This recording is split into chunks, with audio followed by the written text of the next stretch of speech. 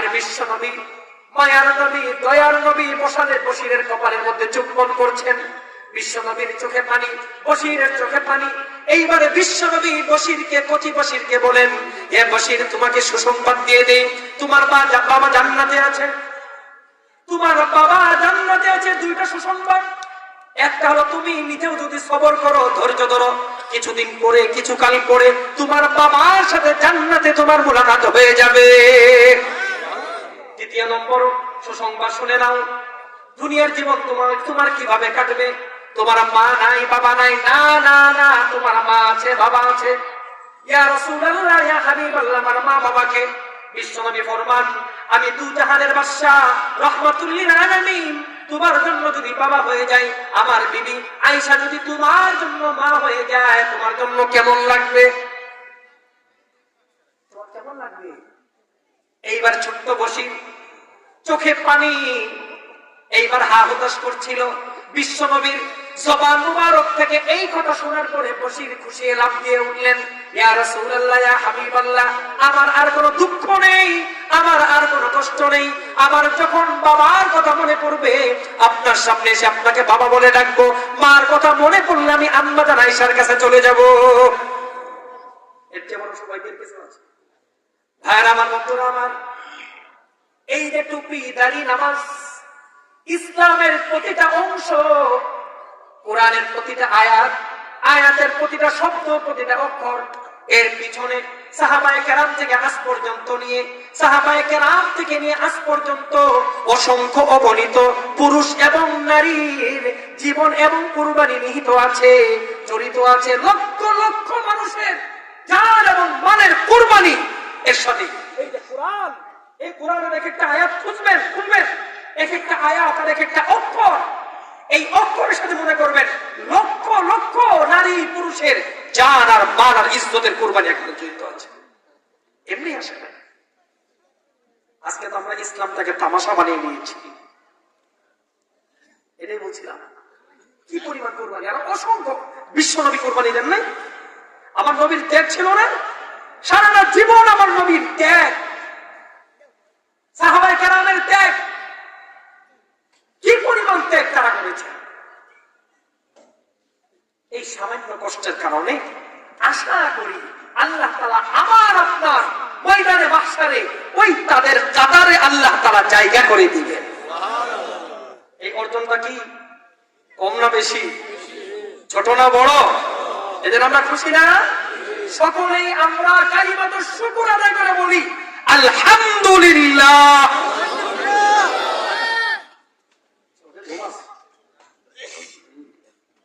আলহামদুলিল্লাহ আওয়াজই কম। এলাকার মানুষ কিছুই দুর্বল। মরতে মুমিনের আওয়াজে বলতে হবে, মরতে মুমিনের আওয়াজে বলতে হবে। হকের কথা যদি মিনু মিনু করে বলেন, বাতিলদের আস্ফালন শুরু হয়ে যাবে। হকের আওয়াজ যখন বুলন্দ হবে, বাতিল লেজ গুটিয়ে পালাবে। কথা ঠিক কিনা জোরে বলেন? আজকে বাংলাদেশের মানুষ নাস্তিক মুরতাদদের সাহস কিভাবে পায়? কিভাবে সাহস পায় তারা? অথচ এখানে সিংহভাগ মানুষ নামাজি, দিনের পাগল, এরপরও নাস্তিক মুরতাদরা তাদের লাফালাফিটা দেখেন। এই লাফালাফির কারণ হলো আমাদের মিনু মিনু আওয়াজ। এর জন্য মরতে মুমিনের আওয়াজে বলেন আলহামদুলিল্লাহ, আলহামদুলিল্লাহ। কষ্ট হচ্ছে? এই যে একটা জিনিস, এটা আলহামদুলিল্লাহ বললেন, এটা সম্ভব না? এটা সম্ভব না? এটা নামাজ পড়লাম, সম্ভব না? এটাই হেদায়েত। আমরা সূরা ফাতিহার মতো দোয়া করি না? কি দোয়া করি? ইহদিনাস সিরাতাল মুস্তাকিম, ইহদিনাস সিরাতাল মুস্তাকিম। হে মালিক, হে রব, হে আল্লাহ, আমাদেরকে সরল সোজা পথ দেখিয়ে দেন, সিরাতে মুস্তাকিম দেখিয়ে দেন। সিরাতে মুস্তাকিম মানে কি? ইমাম কুরতুবী রাহমাতুল্লাহি আলাইহি একাধিক তাফসীর করেছেন। এর একটা তাফসীর ইবনে আব্বাস রাদিয়াল্লাহু তাআলা আনহুমা থেকে বর্ণিত। সিরাতে মুস্তাকিম মানে হলো আখিরাতের আমল, ইসলামের প্রতিটা আমলের মূল্যকে অন্তর্চক্ষু দিয়ে দেখিয়ে দেওয়া। আমরা কি দেখি? আমরা সবাই নামাজ পড়ি, সবাই নামাজ পড়ি বলে তো? কালিমা পড়েছি, মুসলমান দাবি করি, কিন্তু নামাজ পড়ি না কেন? নামাজের মূল্য বুঝি না। বুঝি আমরা ঠিক দুপুর বেলা, বিকেল বেলা যখন নাকি নামাজের আজান হয়, মসজিদের ওই মিনার থেকে যখন আজানের ধ্বনি ভেসে আসে, হাইয়া আলাস সালাহ, হাইয়া আলাস সালাহ, আসল নামাজের দিকে, কামিয়াবির দিকে, তখন সাথে সাথে গ্রাহকের কাছে বিক্রি করলে আমার লাভ হবে কত? 250 টাকা, 5000 টাকা, 30,000 টাকা, এইটার মূল্য আছে। কিন্তু নামাজ ছেড়ে দিচ্ছি কেন? নামাজের মূল্য নাই। অথচ বিশ্বনবী কি ফরমান? قال رسول الله صلى الله عليه وسلم قال رسول الله صلى الله عليه وسلم سجدة واحدة سبحان الله سجدة واحدة خير من الدنيا وما فيها বিশ্বনবী রাহমাতুল্লাহ আলাইহি বলেন, এক নামাজ নয়, একটা রাকাত নয়, শুধু একটা সিজদা। এশার নামাজ পড়েছেন, কয়টা সিজদা দিয়েছেন? ফরজ নামাজ, এশার নামাজে ফরজ আদায় করেছেন কয় রাকাত? 4 রাকাতে সিজদা করে গেছে 8টা। এই 8টা 4 রাকাতে গিয়েছে, 2 রাকাতে সুন্নতে গিয়েছে 4টা, কত হলো? 12টা। 3 রাকাত ভিতরে গিয়েছে 6টা, কত হলো? কয়টা হলো? 18টা। এই 18টা সিজদা দিয়েছে এশার নামাজ। আলহামদুলিল্লাহ, যাদের কপাল, আল্লাহ তাআলা যাদেরকে কবুল করেছেন। এক একটা সিজদার মূল্য কত? বিশ্বনবী ফরমান, শুধু আপনাদের টাঙ্গাইল নয়, ঢাকার টাঙ্গাইল নয়, ঢাকা বিভাগ নয়, ময়মনসিংহ বিভাগ নয়, শুধু বাংলাদেশ নয়, গোটা বিশ্ব, আসমান জমিন এবং এর মাঝে যা আছে সবগুলোকে হাজারবার বিক্রি করলে মূল্য ধরে যেই মূল্য হবে, এর চেয়ে উৎকৃষ্ট হলো একটা সিজদার মূল্য।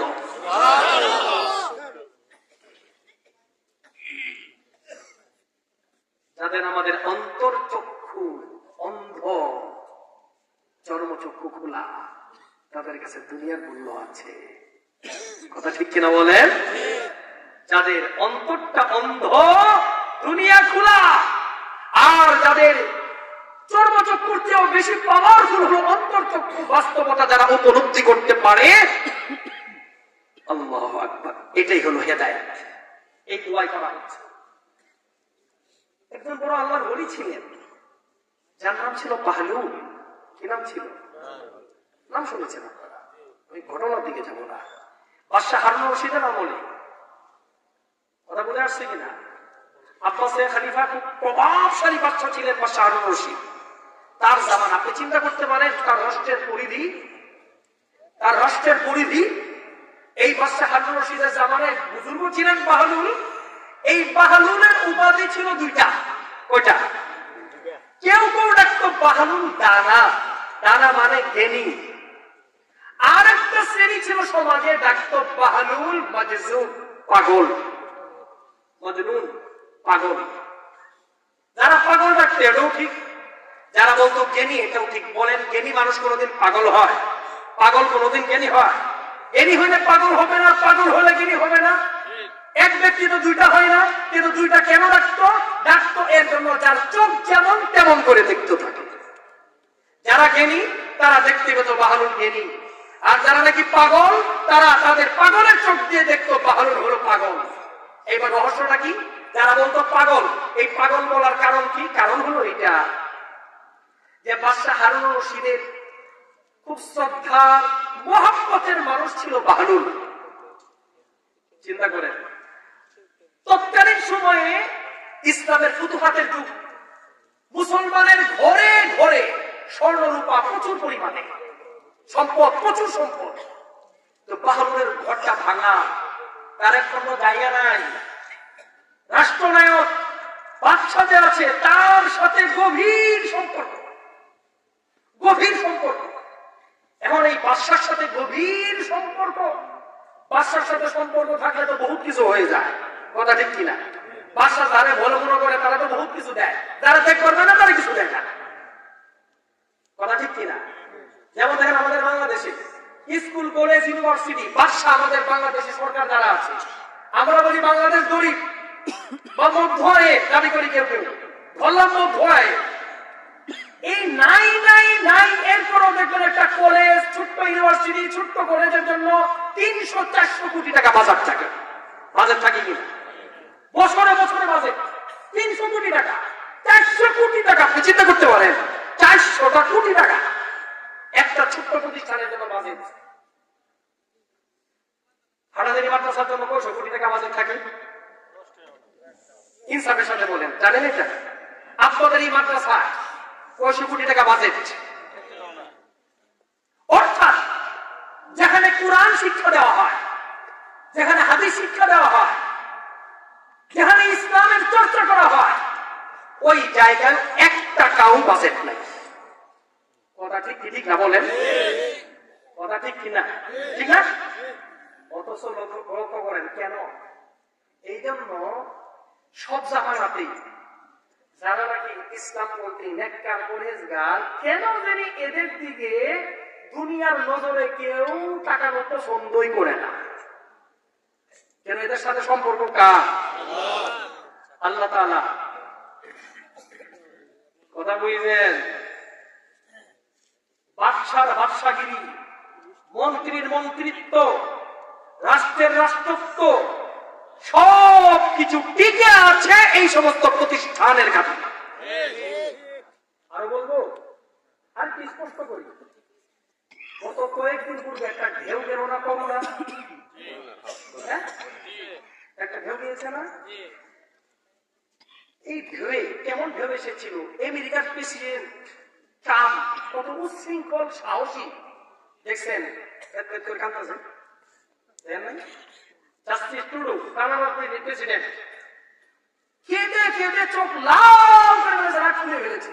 কেন? বিদিশা বিশ্বের সব রাষ্ট্রনায়ক, ইংল্যান্ড, আমেরিকা, অস্ট্রেলিয়া, কানাডা, সব রাষ্ট্র তাদের কি সুরক্ষার আসবাব, আর আমাদের বাংলাদেশে কি আসবাব ছিল? করোনা থেকে বাঁচার কিছু ছিল? সাধারণ জনগণ দূরের কথা, ডাক্তাররা পর্যন্ত প্রথম দিকে একটা পিপি পায় নাই। পিপি মানে হয়েছে এরকম। আর মাস্ক কোন কোন জায়গায় জনগণের কাছে মাস্ক দূরের কথা, গোটা বাজার ভেবে একটা মাস্ক ঝুলে থাকতো। পুলিশ আসলে সে আসলে ওই একটা মাস্ক তৈরি সবাই করতো নাকি? স্যানিটাইজার কি ছিল না? পিপি কি ছিল না? ইংল্যান্ড, আমেরিকা উন্নত রাষ্ট্র, যাদের কাছে সব ছিল, যাদের ঘর একটা থেকে একটা অনেক দূরে, যাদের পূর্ণ নিরাপত্তার সব আসবাবের সুরক্ষা সব ব্যবস্থা ছিল, সুব্যবস্থা ছিল, এরা মরে মরে একদম লাশের মিছিল গুরুস্থানে দাফন করবে, চিতায় লাশ পড়বে, তারা হিমশিম খাচ্ছিল। রাস্তায় কোনারা কোনারায় বাড়ি ঘরে লাশ পড়ে আছে। এই চিত্র ছিল না? তাদের তুলনায় তারা মনে করছিল বাংলাদেশে 17 কোটি মানুষের মধ্যে যেভাবে আমরা খিলাপিলি লাগিয়ে আসছি, ঘরের উপর ঘর, একজনের নিঃশ্বাস আরেকজনের গায়ে লাগে, এই করোনার ঢেউয়ে বাংলাদেশের মানুষ 17 কোটির মধ্যে অন্তত মহিলা 16 কোটি মহিলা 2 কোটি থাকতে পারে কিনা সন্দেহ। মনে করছিল না? কত বৌদি ছিল, মরছে কয়টা? কয়টা মরছে? আপনাদের এলাকায় কেউ মরছে করোনায়? যত জায়গায় মাহফিলে যাই, কখনো যদি এই বিষয়ে আলোচনা আসে, জিজ্ঞাসা করি কেউ মরছে কয় না, মরে নাই। তার মানে আমাদের বাংলাদেশে করোনা কি নাই? এটা কেন ছিল না একটু বলবো। বুখারী শরীফের হাদিস মনে পড়ে গেল। আল্লাহ রাসূল নামাজ পড়াচ্ছিলেন মসজিদে নববীতে, মসজিদে কিবলার দিকে দেয়াল আছে না, রাসূলের মেরাজ হয়ে গেল। আন আসমা রাদিয়াল্লাহু তাআলা আনহা قالت قال رسول الله صلى الله عليه وسلم ترك مني النام। বিশ্বনবী রাহমাতুল আলামিন নামাজে দাঁড়াইলেন, নামাজ শুরু করে দিলেন। নবীজি যখন নামাজ পড়তেন, দাঁড়ানো অবস্থায় দৃষ্টিকে রাখতেন সিজদার জায়গায়, রুকুর অবস্থায় সিজদা রাখতেন বৃদ্ধাঙ্গুলির দিকে, আর সিজদারত অবস্থায় দৃষ্টি রাখতেন নাকের অগ্রভাগের দিকে, আর বসা অবস্থায় সিজদা রাখতেন কোথায়? হাঁটুর দিকে। নামাজে ডানে বামে সামনে পিছনে তাকাতেন না। বিশ্বনবী ফরমান, তুমি যদি এদিক সেদিক তাকাও চোখে আর চোখে যদি তাকাও হুয়া ইখতিলাস, আল্লাহ রাসূল ফরমান ইখতালিসু শাইতান, এটা হলো শয়তানের ছোঁয়া, এদের সাথে তাকাবে তোমার নামাজ নষ্ট হয়ে যাবে। আল্লাহ রাব্বুল আলামিন আয়াত নাযিল করে দিলেন ওয়াকুমু লিল্লাহি কানিতিন, নামাজের মধ্যে স্থির হয়ে দাঁড়িয়ে থাকো, নড়বে না, হাত নাড়াবে না, পা নাড়াবে না, নামাজের মধ্যে চলাফেরা করবে না, নামাজে এদিক সেদিক তাকাবে না। এই জন্য বিশ্বনবী কোথাও যেতেন না, নাড়াচাড়া করতেন না, কিন্তু একবারকার নামাজ ব্যতিক্রমী নামাজ। এইবার রাসূল নামাজে দাঁড়িয়ে গেলেন, নামাজে দাঁড়াইলেন, সাহাবায়ে কেরাম পিছ থেকে লক্ষ্য করে দেখতে পাইলেন নামাজে দাঁড়ানোর পরে রাসূল 2-4 কদম হেঁটে হেঁটে সামনে যাচ্ছেন। নামাজ কিন্তু নামাজে হাঁটা না, বিশ্বনবী সামনে যে এরকম টানা দিচ্ছেন, কিছু একটা ধরতে যাচ্ছেন, এই ধরতে যাচ্ছেন।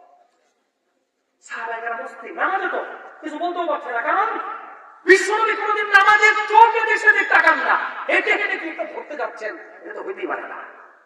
পরক্ষণে কিছুক্ষণ পরেই আল্লাহর হাবিব হয়ে জোরসোর হয়ে পিছনে চলে আসলেন, কাঁপাকাঁপি করছেন।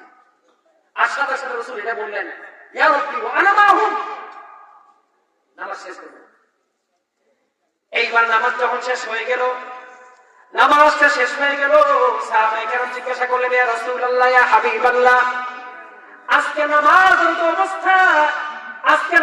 অবস্থায় এমন কিছু কাজ দেখলাম যে এটা কোনোদিন ইতিপূর্বে দেখি নাই।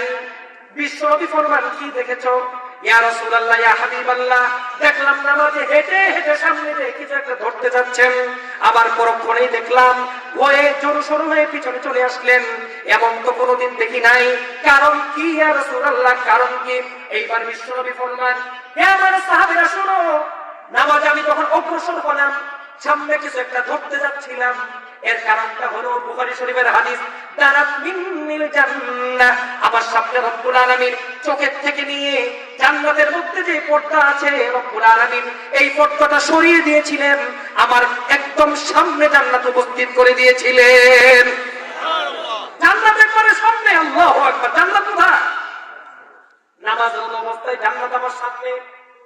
আমি তাকিয়ে দেখলাম জান্নাত, কি চমৎকার ফলের গাছ, জান্নাত থুকায় থুকায় ফলগুলো জান্নাতের বৃক্ষের মধ্যে ঝুলে আছে। আমি চিন্তা করলাম একটু অগ্রসর হয়ে একটা থুকা নিয়ে নেই ফলের। লাউ জিতুকুম বিকিতাফিন মিনহা, হে আমার সাহাবীরা শোনো, একটা ফলের থুকা যদি আমি নিতে পারতাম, যদি তোমাদেরকে নিয়ে দিতে পারতাম, লা আকালতুম মা বাকিয়াতিদ দুনিয়া, দুনিয়া যতদিন টিকতো, কিয়ামত পর্যন্ত তোমরা দুনিয়ার সমস্ত মানুষ কিয়ামত পর্যন্ত এটা খেয়ে শেষ করতে পারতে না। এমন ফুটা বরকত, একটা ফুটার ফল খেয়ে শেষ করতে পারতে না। আমি চেয়েছিলাম নিতে, রাসূলুল্লাহ নিতেন, সাহাবায়ে কেরাম রাসূলুল্লাহ নিতেন, নিলেন না কেন? আরে নিলাম না কেন, এই কথা শেষ করতে দাও। পরক্ষণে যখন আমি ফলটা নিতে যাচ্ছি, একটা অগ্রসর করলাম, পাথর উপরে থেকে নিলাম, দাঁড়াত না, সাথে সাথে আমার সামনে জাহান্নাম একেবারে কাছে চলে এসেছে। নাউযুবিল্লাহ, জাহান্নাম কি কাছে, একেবারেই কাছে, জাহান্নাম কাছে, পর্দা উঠে গেছে, দেখি যে জাহান্নাম, আর জাহান্নামে দেখি যে এক মহিলা আগুনের মধ্যে শাস্তি হচ্ছে, আর কিছু যুবক যুবতীর শাস্তি হচ্ছে, কার কোন কোন গুনার কারণে শাস্তি হচ্ছে আমি সব দেখতে পাইলাম। আয়েশা বললাম কেন? দেখি যে আগুন আমার দিকে দৌড়ে আসছে, না জানি দুনিয়া এই মুহূর্তে ধ্বংস হয়ে যাবে, শেষ হয়ে যাবে। আমি সাথে সাথে রব্বুল আলামিনকে বললাম, ইয়া রব, আপনি আযাব পাঠাচ্ছেন, ওয়া আনা মাহুম মিনহুম, আমি নবী এখনো দুনিয়াতে আছি, আপনি জাহান্নামের আযাব পাঠিয়ে দুনিয়াকে আপনি ধ্বংস করে দিতে চান। এই কথা রাসূল কেন বললেন? এর পূর্বে আল্লাহ রাব্বুল আলামিন নবীর সাথে ওয়াদাবদ্ধ হয়েছিলেন। কি ওয়াদাবদ্ধ হয়েছিলেন? আল্লাহ তাআলা কোরআনে ফরমান এটা, ওয়ামা কানা আল্লাহু লিউআযিবাহুম ওয়া আনতা ফীহিম ওয়ামা কানা আল্লাহু মুআযিবাহুম ওয়া হুম ইস্তাগফিরুন। আল্লাহ রাব্বুল আলামিন ফরমান, দুইটা কারণে আমি দুনিয়াতে কোন জাতির প্রতি আযাব প্রেরণ করবো না, কোন মানুষকে আযাবে গ্রেফতার করবো না। নম্বর 1, ওয়ামা কানা আল্লাহু লিউআযিবাহুম ওয়া আনতা ফীহিম। হে নবী, আপনি যতক্ষণ যাবত উম্মতের মাঝে থাকবেন, আপনি যতক্ষণ অবস্থান করবেন, ওই জাতিকে আমি আযাব প্রেরণ করে ধ্বংস কখনো করব না, কখনো আযাব দেব না। ভাইরা আমার, বন্ধুরা আমার, এই কোরআন মানে নবী, কথাটা বুঝলেন? এই কোরআন যখন জাতির মাঝে থাকবে, এই কোরআনের তেলাওয়াত যখন জাতির মাঝে থাকবে, এই কোরআনের আমল থাকবে, এই কোরআনের শিক্ষা থাকবে, এই কোরআনের তালিম থাকবে, হিফজুল কোরআন মাদ্রাসাগুলো থাকবে, ওই জাতির উপর রব্বুল আলামিন আযাব পাঠাবেন না। আযাব চূড়ান্ত আকারে ফয়সালা হয়ে গেল, রব্বুল আলামিন কোরআন তেলাওয়াতের কারণে আসমানের উপর আযাবকে তুলে নেবেন। বিশ্বাস হয় না? ভাইরা আমার, বন্ধুরা আমার, লক্ষ্য করে দেখেন, লক্ষ্য করে দেখেন, এক একটা গুনার কারণে এক এক আযাব হয়। عن عبد الله بن عمر رضي الله تعالى عنهما قال قال رسول الله صلى الله عليه وسلم لم يظهر الفاحشة في قوم قط حتى يعلنوا بها إلا فشى فيهم الطاعون والأوجاع التي لم تكن مضت في أسلافهم। বিশ্বনবী রাহমাতুল্লাহ আলাইহি ফরমান, যখন জাতি জিনাতে লিপ্ত হয়, জিনা মানে বুঝছেন? ব্যভিচার, জিনা ব্যভিচারে লিপ্ত হয়, প্রকাশ্যে যখন জিনা ব্যভিচার চলতে থাকে, প্রকাশ্য জিনা ব্যভিচারের শাস্তি কি? জাতির যখন প্রকাশ্য জিনা ব্যভিচার চলতে থাকে, আল্লাহ তাআলা ওই জাতির উপরে এমন আযাব চাপিয়ে দেন, এমন রূপ চাপিয়ে দেন, এমন মহামারী চাপিয়ে দেন, যে রোগের নাম ইতিপূর্বে তারা কখনো শুনে নাই। আমাদের দেশে কি প্রকাশ্যে জিনা হচ্ছে? বয়স্ক যারা যারা জানেন না, এই গত কয়েকদিন পূর্বে 14 ফেব্রুয়ারি গেল, কথা ঠিক কিনা বলেন? 14 ফেব্রুয়ারি কোন দিবস? বিশ্ব নোংরা দিবস, বেহায়া দিবস। কথা বুঝছেন কিনা? রাস্তায় রাস্তায়, গাছের নিচে নিচে, আনাচে কানাচে, চিপা চাপিতে প্রকাশ্যে যেই জেনা ব্যভিচার, আল্লাহ রাসূল ফরমান, বুখারীর হাদিস, যখন মানুষ প্রকাশ্যে জেনা করে, এই জেনার কারণে ওই জাতির উপরে আল্লাহ তাআলা মহামারী চাপিয়ে দেন, এমন রোগ চাপিয়ে দেন, যেই রোগের নাম ইতিপূর্বে তারা কখনো তাদের পূর্বপুরুষরা শুনে নাই। তাহলে আযাব আমাদের কাছে আসার কথা না? জেনা ছিল কিনা? আসে না কেন? এই যে করোনা এসেছে জেনার কারণে। জেনা যদি চলতে থাকে, আজকে শফিক রেহমানরা জেনার দরজা খুলতে চায় 14 ফেব্রুয়ারির মাধ্যমে, উলামায়ে কেরাম চিৎকার করে করে জাতিকে বুঝিয়ে জেনার দরজা, ব্যভিচারের দরজা, অপকর্মের দরজা বন্ধ রেখে এই জাতিকে সুরক্ষা দিতে চায়। এরপরেও জাতি আমাদেরকে ভুল বুঝে, বাচ্চারাও মাকে ভুল বুঝে। বাচ্চার অসুখ হয় ডায়রিয়া, আমি নিজের আমার অভিজ্ঞতা থেকে বলছি, আমার ছোট্ট বাচ্চা 2 বছর বয়স, ডায়রিয়া হয়ে গেল, শুধু পানি, একটু যে ওষুধ খাওয়ানো, সিরাপ, সিরাপ দেখলেই চিৎকার। ও মনে করতেছে মার বাবা সবচেয়ে ওর দুশ্মন, জোর করে আমি খাওয়াই দিচ্ছি, জোর করে খাওয়াই দিচ্ছি। যুবক, যুবক, তোমাদেরকে স্নেহের সাথে বলছি, বয়স্ক বাবাজির আপনাদেরকে শ্রদ্ধার সাথে বলছি, উলামায়ে কেরাম চিৎকার করে করে দিনে রাতে আপনাদেরকে যে কথাগুলো বলে, দয়া থেকে বলে, মায়া থেকে বলে, এরপরও জাতি বুঝে না। কথা বলার কারণে উম্মতের শ্রেষ্ঠ সন্তান উলামায়ে কেরামকে জেলের মধ্যে জীবন যাপন করতে হয়। এরপরও আমরা রাজি, আমাদের পূর্বপুরুষ জান দিয়েছেন জেল, এরপরে তো হক কথাগুলো বলতেই হবে। কথা ঠিক কিনা বলেন? ভয় পেলে চলবে? আপনাদের ঘুম পাচ্ছে? তাহলে জেনার কারণে, সুদের কারণে, মিথ্যার কারণে, হত্যার কারণে, এক এক গুনার কারণে আলাদা আলাদা শাস্তি আল্লাহ তাআলা অবধারিত করে দেন, দুনিয়াতে পাঠিয়েই দেন। এই যে করোনা আল্লাহ তাআলা পাঠিয়েই দিলেন, বিশ্বের ওই সমস্ত চিত্রের সাথে বাংলাদেশকে যদি মিলান, আজকে 17 কোটি মানুষ বাংলাদেশে থাকার কথা না, বেশি থেকে বেশি 2, 2.5, 3 কোটি মানুষ থাকার কথা। কথা ঠিক কিনা? কিন্তু কত মরছে? মরে নাই। কেন মরে নাই? এই আমাদের মাননীয় প্রধানমন্ত্রী সময় মতো এটা উপলব্ধি অনুধাবন করতে পেরেছে। এই জন্য যখন লকডাউন, বাংলাদেশ সব নীরব নিস্তব্ধ, সব প্রতিষ্ঠান বন্ধ, সব কিছু বন্ধ, সব লকডাউন ক্লোজ, ঠিক ওই মুহূর্তে মাননীয় প্রধানমন্ত্রী ঘোষণা করে দিলেন হিফজুল কোরআন মাদ্রাসাগুলো খুলে দেওয়া হোক। মনে আছে আপনাদের? এটা কি এমনি মনে করেছেন? কাকতালীয় না, এইটা উনার গবেষক ছিল, উপদেষ্টা ছিল, তারা বলেছে যদি বাংলাদেশ বাঁচাতে চান তাহলে কোরআন তেলাওয়াত চালু করে দেন। ছোট্ট বাচ্চারা তেলাওয়াত করে, আপনারা মনে করলেন আমরা দান করলাম, কথাটা মনে রাখেন, আমি আল্লাহর কসম করে বলতেছি, তাদের তেলাওয়াত, তাদের স্বেচ্ছার্থের চোখের পানি উছিলায় আল্লাহ তাআলা আপনার ব্যবসাকে ঠিক রেখেছে, আপনার দোকানকে ঠিক রেখেছে, আপনার জমি ঠিক রেখেছে। আল্লাহ তাআলা আপনাকে আমাকে নিরাপদ রেখেছে। বাইকে চলছি, গাড়িতে চলছি, যে ধুলা করি, আমাদের অ্যাক্সিডেন্ট হয়ে কোমর ভেঙে পঙ্গু হাসপাতালে 7 মাস 6-7 মাস সোজা হয়ে টান টান হয়ে শুয়ে থাকার কথা হয় না কেন? ওই যে দান করি বা চোখের পানি ঝরা বাচ্চারা জাতির জন্য যখন স্বেচ্ছাতে আমরা ঘুমে, এই সমস্ত ছোট্ট ছোট্ট বাচ্চারা, আমি আমার মাদ্রাসার কথা বলছি, আমাদের সব মাদ্রাসাগুলোর আমল এটাই, স্বেচ্ছাতে তাহাজ্জুদ করে ছোট্ট ছোট্ট কচি মাসুম বাচ্চারা, আল্লাহর প্রিয় বাচ্চারা চোখের পানি ঝরিয়ে এলাকাবাসীর জন্য, জাতির জন্য, দেশের জন্য, বিশ্ববাসীর জন্য দোয়া করে। কথা ঠিক কি ঠিক না?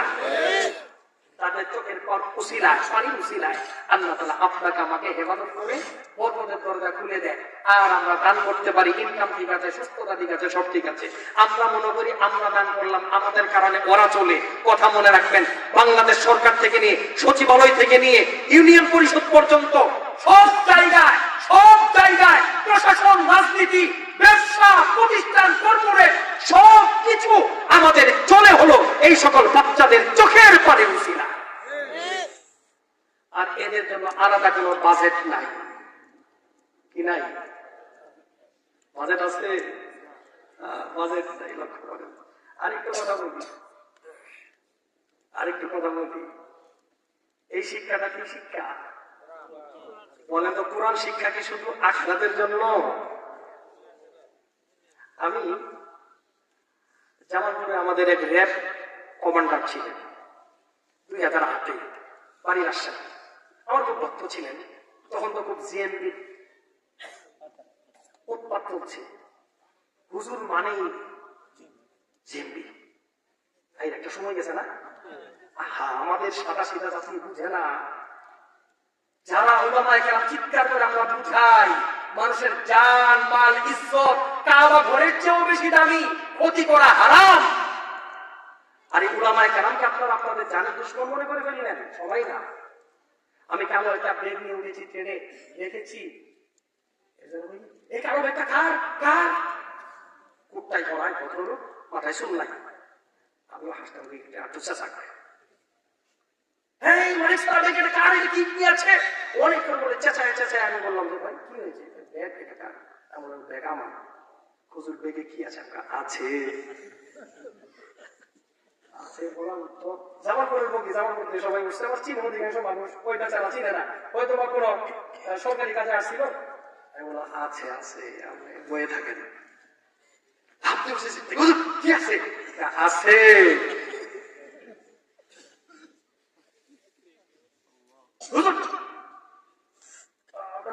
কি আছে? আছে, সময় মতোই ফুটবো। পাশ থেকে সবাই হাসতেছে, বড্ড হাসি দিয়ে উঠছে। বেড়া বলছে যে আমি তার একটা ব্যাগ কল, বেড়া বলে অফ হয়ে গেছে। একটা সময় গিয়েছে না, তখন দেখেন কি মুসিবত। আমাকে আমার বাড়িতে একটু যেতে হবে, মহিলা মাদ্রাসা দিয়েছি, একটা মাহফিল আপনি কমে যাবেন। 2 বছর ঘুরে আমার কাছে ডেট দিয়েছে, আমি মাহফিলে গিয়েছি। এর মধ্যে মাহফিলে যেদিন যাবো তার 3 দিন আগে একটা সরকারি প্রোগ্রামে উনি অস্ট্রেলিয়া চলে গেছে। যাওয়ার সময় গাড়ি করে সব ঠিক করে গেছে। হুজুর কোনো টেনশন নেই, আপনি চলে যাবেন, আপনাকে ড্রাইভার নিয়ে যাবে, টেনশন নেই, প্রোগ্রাম করে চলে আসবে। বাড়িতে আমার সব লোকজন আছে। তো আমি গিয়েছি, যাওয়ার পরে আসরের টাইমে যায় পৌঁছানোর পরে দিকে রাজপুত্রের মতো চেহারা এক ছেলে, যুবক, 17-18 বছর বয়স, কালকে একটু দাঁড়িয়ে উঠেছে। এই ছেলে আমার জুতা টানে, প্রচুর পানি দেয়। শীতকাল ছিল, প্রচন্ড শীত, ওদিকে তো শীত বেশি। এমনি সরষের তেল এনে পায়ে ঢেলে দেয়, জায়নামাজ বিছাই দেয়, নামাজ মাথা টিপে দেয়, পা টিপে দেয়, আমি বললাম বাবা আল্লাহ তাআলা তোমাকে এমন গুণ দিছে, তোমার বাবার নাম কি? বাবার নাম দিয়ে ওইটাই কয়েছে, এটা কমলা সাহেবের নাম। ওদের কারো বাড়ি হুজুর আমাদের বাড়ি, তার মানে কমলা সাহেবের ছেলে। জি হুজুর আমি তো জানি ওনার একমাত্র ছেলে, একটাই ছেলে। হুজুর আমি ওনার একমাত্র ছেলে। তো তুমি কোথায় পড়ো? তোমার বাবার সাথে আমার 2-2.5 বছর সম্পর্ক, তা তো জানি না। তুমি কোথায় পড়ো? আমার মাথাতেই ছিল না রেলের কমান্ডারের ছেলে মাদ্রাসায় পড়তে পারে। তখন হুজুর আমি হাডালির মাদ্রাসায় পড়ি। কি বলো? আপনাদের ভুল করতেছে। দুঃখে আবেগে কিছু কথা বলছি, আপনাদের চেহারার মধ্যে আমি নেককারে ছাপ দেখতে পাচ্ছি। তো আমি বললাম যে কোথায় পড়ো? যে হাডালি। তুমি হেফজ করেছো? জি হুজুর আমি হেফজ করেছি। কোথায়? পড়শা মাদ্রাসা, প্রাচীন মাদ্রাসা। হাডালি কি পড়ো? হুজুর হেদায়ে আখেরাত পড়ি। আচ্ছা তুমি মাদ্রাসায় পড়ো, তোমার বাবা তোমাকে বললো না? হুজুর বলে নাই কোনোদিন, আপনার কথা তো খুব বলে দিয়েছে। না বলে নাই। আচ্ছা গেল, মাহফিল করে চলে আসছি, উনি আসছে 15-20 দিন পরে এসে আমার সাথে দেখা করতে আসে, হাদিয়াটা দিয়ে মাদ্রাসায়। হুজুর কোনো সমস্যা হয়নি তো? আমাকে সমস্যা হয়নি মানে অনেক বড় সমস্যা হয়ে গিয়েছে। কি হয়েছে? কি হয়েছে? আরে আপনার ছেলেটা সমস্যা হয়েছে। হুজুর আমার ছেলে কি করেছে? কোনো বেয়াদবি করেছে? আপনার না সমস্যা হলো মানে কি জানেন? আপনি এত জঙ্গি ধরেন আর পুরোটা জঙ্গির আস্তানাই দিচ্ছেন, মূল হেডকোয়ার্টার, মূল জঙ্গির হেডকোয়ার্টার হারাদিনী মাদ্রাসায় আপনি দিয়েছেন আপনার ছেলেটাকে। এটা কথা হলো? আচ্ছা আচ্ছা আচ্ছা আচ্ছা, আমি তো আপনাকে বলতেই পারিনি আমার ছেলেটা মাদ্রাসায় পড়ে। এখন আপনার ছেলেটাকে কেন মাদ্রাসায় দিয়েছেন? হুজুর আসলে কেন দিয়েছি, কেন আপনি জিজ্ঞাসা করলেন? বাস্তবটা বলবো, বাস্তবটা কেন দিয়েছেন? হুজুর আমি কিন্তু পুলিশ অফিসার থেকে নেমে এসেছি, আমার একটা সততার সুনাম আছে আমার ডিপার্টমেন্টে, এই জন্য আমাকে দিয়েছে। আমার এই দুইটা হাতে আমি স্কুল থেকে, কলেজ থেকে, ইউনিভার্সিটি থেকে, ব্যবসা প্রতিষ্ঠান থেকে এমন কোন লোক নাই হুজুর, এমন কোন শ্রেণী নাই, এমন কোন পেশা নাই, এমন কোন সাইট নাই যাদেরকে বিভিন্ন অপরাধী হিসেবে না ধরেছি। মাদক সেবী, মাদক ব্যবসায়ী, অপকর্মকারী, জেনাকারী, চাঁদাবাজ, পাচারকারী, ধর্ষক, হত্যাকারী, এমন কোন অপরাধী নাই আর এমন কোন সাইট নাই ধরি নাই হুজুর। আমি চিন্তা করলাম কিন্তু আমার দীর্ঘ জীবনে, হুজুর আমি কিছুদিন পর অবসরে চলে যাব, দীর্ঘ জীবনে আমি পুলিশের জীবনীতে আমি কোনোদিন হুজুর মাদ্রাসা, হাফেজ, আলেম, হুজুর যারা কোরআন পড়েছে এমন একটা লোককেও বাস্তব সত্যিকার অর্থে অপরাধী হিসেবে আমি ধরতে পারিনি। এরা হত্যাকারী না, এরা জেনাকারী না, লুণ্ঠনকারী না, চাঁদাবাজ না, হুজুর এরা হলো সুনাগরিক দেশের। নম্বর 1। নম্বর 2, হুজুর যত প্রতিষ্ঠান, সকল প্রতিষ্ঠানে আপনি নেশা পাবেন। নেশা জানেন? এটা বুঝেন না? নেশা অনেক নেশা খায়। আমাদের জামালপুরে পেপারে এসেছে, দেখেছেন, এক ক্লিনিকের মালিক ডাক্তার, বিজ্ঞ ডাক্তার, সে হিরোইন খাইতেছে, হাতে নাতে যায় ঢুকছে হাসপাতালে বসে। কিছু আছে না এরকম? হুজুর এমন কোন প্রতিষ্ঠান নেই যে প্রতিষ্ঠানে মাদক নেই, মাদকের বিষাক্ত ছোঁয়া নেই। আমি হুজুর এক বাবের এক ছেলে 7,000 ধনের লামাকে দিয়েছে, আমার পৈতৃক সম্পত্তি 7 পুরুষ যদি খায় শেষ হবে না। আমি দিয়েছি হুজুর, ছেলেটাকে যদি ইংলিশ মিডিয়ামে দিতাম নিশ্চিত হুজুর মাদক ছবি হইতো, বেয়াদব হইতো, মারতো, আমার ঠিকানা বৃদ্ধাশ্রম হইতো। আমি বৃদ্ধাশ্রমে থাকতে চাই না, আমি অপদস্থ বেইজ্জতি হয়ে দুনিয়াতে থাকতে চাই না। আমার সম্পদকে রক্ষা করতে চাই, ইজ্জত নিয়ে থাকতে চাই, সম্মান নিয়ে, অধিকার নিয়ে দুনিয়াতে থাকতে চাই। এর কারণে পুলিশ হিসেবে গভীরভাবে চিন্তা করেছি আমার ছেলেটাকে কোথায় পড়াবো, কোন প্রতিষ্ঠানে পড়াবো। সর্বশেষ হুজুর সিদ্ধান্ত এটাই নিয়েছি, বাঁচতে চাইলে, ইজ্জত রক্ষা করতে চাইলে ছেলেটাকে মাদ্রাসায় পড়াইতে হবে। আমি বললাম তাহলে কি ছেলেকে আমরা কবরের জন্য, ওই যে হাদিস বয়ান করলাম সেদিন জুমাতে, যে নূরের মুকুট পরানো হবে, ওর জন্য পরান নাই? আমার কবর, হাসর, জান্নাত এগুলো কোনো টার্গেট ছিল না। সহজ কথা। আমি পড়িয়েছি কেন? দুনিয়ার শান্তির জন্য। লক্ষ্য করেন, তাহলে সন্তান মাদ্রাসায় পড়লে শুধু যে আখিরাতটা না, আপনার এই সন্তান দ্বারা দুনিয়াও সুরক্ষিত হয়ে যাবে। কথা ঠিক কি ঠিক না?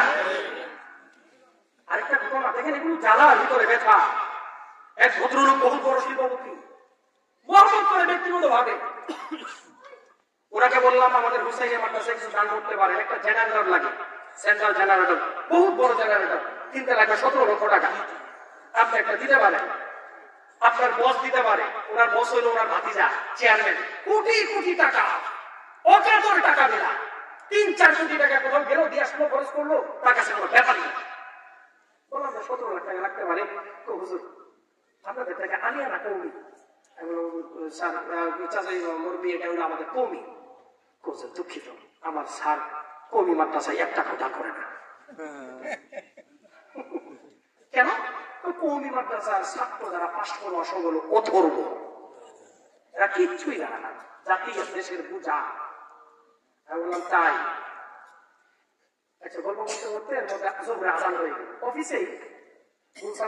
অফিসেই নামাজের বড় একটা জায়গা, তো নামাজ পড়লাম, নামাজ পড়ে এসে বললাম আপনারা বৃদ্ধাশ্রম করছেন না জেলায় জেলায়? তো হা করছি। এগুলো ডাটা কার কাছে? ও এগুলো তো আমার কাছে আছে, যে আমার এই কম্পিউটারের সংখ্যাটা আছে, এটা দেখতে আমি। তাহলে কোন বৃদ্ধাশ্রমে মা বাবা কে কে আছে, ডাটা কি লিস্ট আছে, কাছে ছেলে কি করে, এগুলো সহ আছে, বৃত্তান্ত আছে। তো আপনার বৃদ্ধাশ্রমে ডাক্তারের মা বাবা কে আছে কোথাও? আছে। ইঞ্জিনিয়ারের মা বাবা আছে? আছে। পুলিশ অফিসারের মা বাবা আছে? আছে। শিল্পপতির মা বাবা আছে? আছে। শুধু বলছে কি আছে, আছে। অনেকক্ষণ পরে ওনার মাথায় এবারও ঢুকে নাই। আমি বললাম কোন আলেমের মা বাবা আছে? নাই। হাফেজের মা বাবা আছে? নাই। আমি বললাম এইটাই কওমি মাদ্রাসা। হুজুর আপনি মারাত্মক কথা বলছেন তো, আমি তো সেভাবে চিন্তা করিনি, আমি তো সেভাবে ভাবিনি।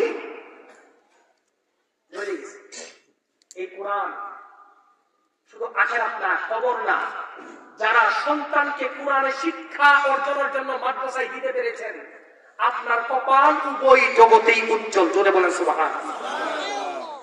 ভাইয়েরা আমার, বন্ধুরা আমার, মনে আছে কোথায় ছিলাম?